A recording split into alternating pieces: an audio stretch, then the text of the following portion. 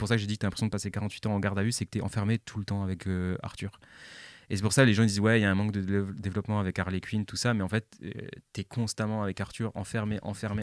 Et moi, je sais qu'il y a une scène qui m'a fait du bien, c'est quand le putain de tribunal explose et qu'il sort dehors. Et j'avais l'impression de respirer.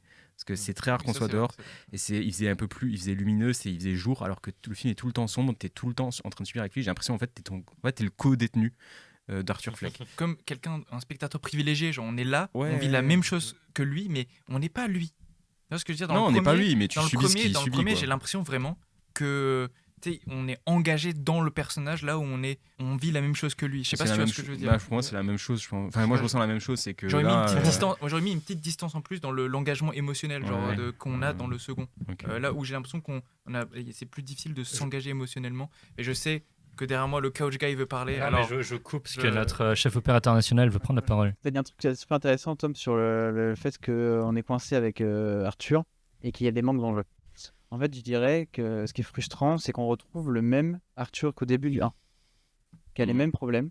Dans n'importe quelle saga, normalement, le héros accomplit quelque chose et remporte quelque chose à la fin, ce qui était un peu le cas dans le Joker 1 où il s'émancipe avec sa nouvelle identité. Et là, au lieu de composer avec et d'avoir un nouvel obstacle, il retourne au début en fait.